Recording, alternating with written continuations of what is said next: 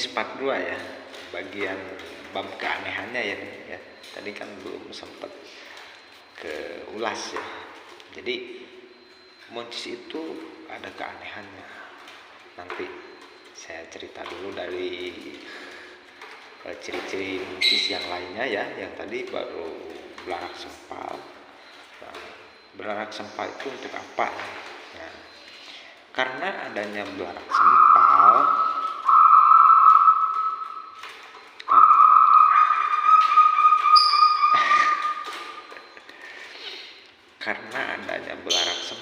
ya, perkutut muncis itu pasti panjang gitu ya, panjang untuk badan dan ekornya. Untuk apa? Chandra diam enggak? Nah, fungsional belarak sempal itu karena ekor perkutut muncis itu panjang, dan badannya itu juga panjang. Jadi saat berjalan, kalau dia posisinya tertengadah gini, otomatis itu ekornya rusak.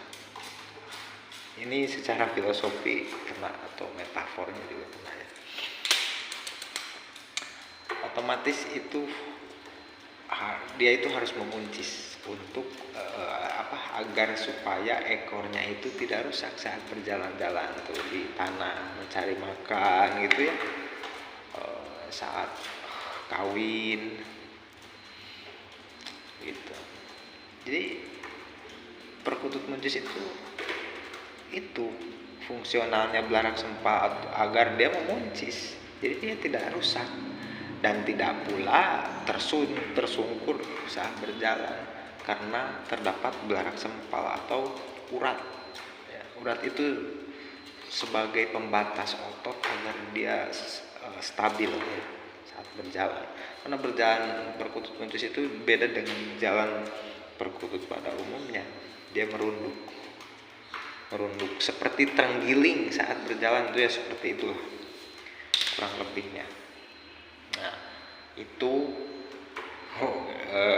yang disebut memuncis itu ya. Nah, kemudian warna perkutut muncis itu ya abu kesilperan. Kalau agak jauh, perkutut muncis itu seperti cermin ya, seperti cermin. Jadi dia diam di mana. Jadi adaptasinya seperti itu teman-teman. Bulunya bisa mengadaptasi, mengkamuflase untuk sebagai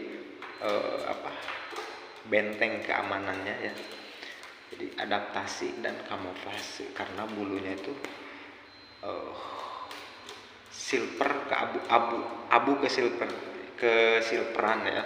Jadi dia itu kalau dari jauh tuh tampak seperti kaca, seperti cermin. Jadi kalau dilihat dari jauh saat berjalan di tanah itu hampir tidak kelihatan kalau muncis ya. Hampir tidak kelihatan. Kalau sedang di tanah ya warnanya hampir seperti itu. Kalau sedang di batu ya warnanya hampir seperti itu, hampir ya. Nah, untuk suara muncis itu mendayu-dayu ya, slow, mendayu-dayu, dia sangat khas ya. Nyaring. Dan perkutut muncis itu jenis golongan darahnya tergolong alfa. Dia galak ya, mengayomi, melindungi ya sesuatu yang membahayakan, atau ada burung jenis lainnya pasti langsung galak ya. Jadi bekurnya itu galak. Jadi tipe-tipe jenis pemimpin ya, untuk koloninya seperti itu. Nah, baru kita masuk ke sesi keanehannya. Keanehannya boleh teman-teman langsung testimoni saja di rumahnya masing-masing kalau punya perkutut jenis muncis yang asli ya. Besar kecil tidak jadi tolak ukur ya. Muncis itu asal ada belarak sempal, dia agak besar juga tetap tergolong jenis muncis, tidak apa-apa. Tidak pula harus jenis perkutut tanah ya. Dia bebas mau perkutut jenis atas, mau perkutut jenis tanah, dia bebas asal ada belarak sempal, berarti itu katurangan muncis ya. mau jenis betina atau jantan, asal terdapat belarak sempal.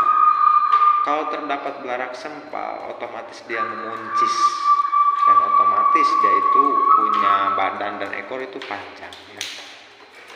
Seperti itu. Oke, kalau teman-teman di luaran sana ada kok mas yang kecil burung perkutut. Iya, saya juga punya yang kecil, tapi bukan muncis. Muncis juga pasti ada, yang kecil juga pasti ada.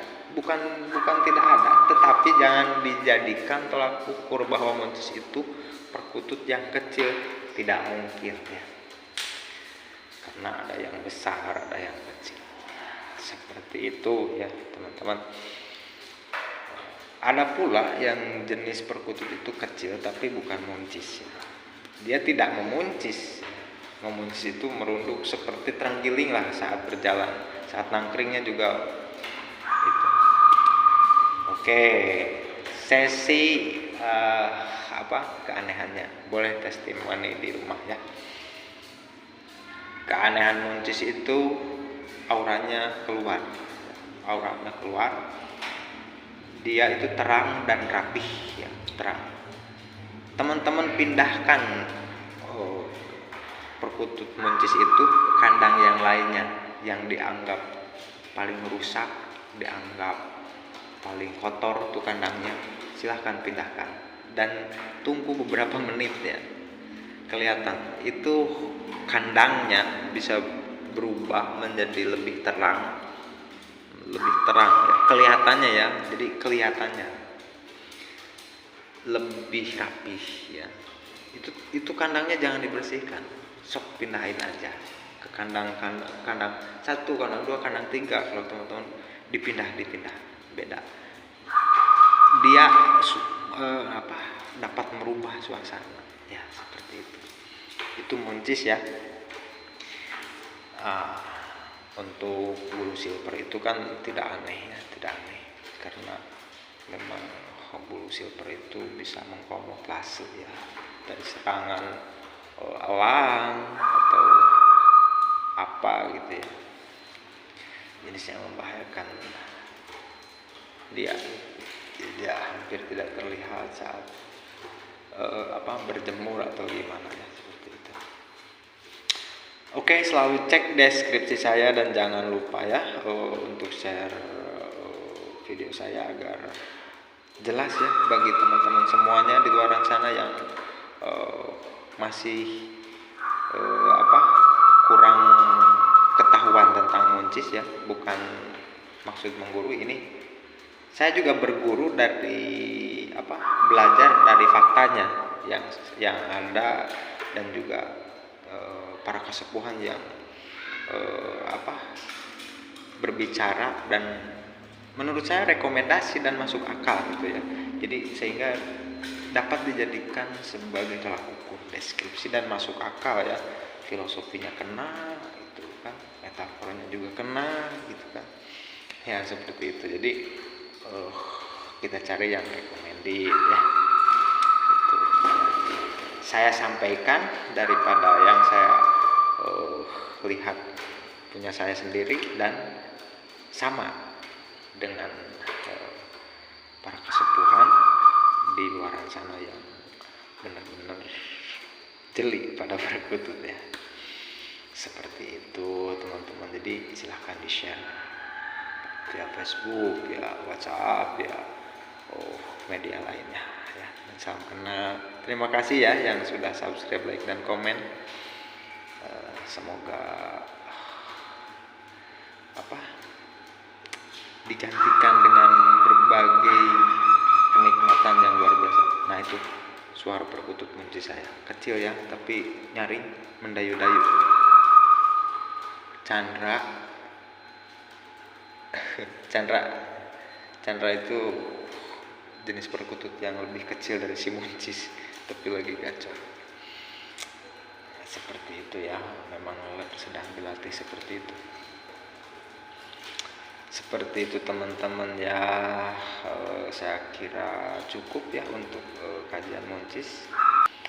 Kalau teman-teman mau menambahkan keterangan nguncis lainnya silahkan ditulis di kolom komentar ya,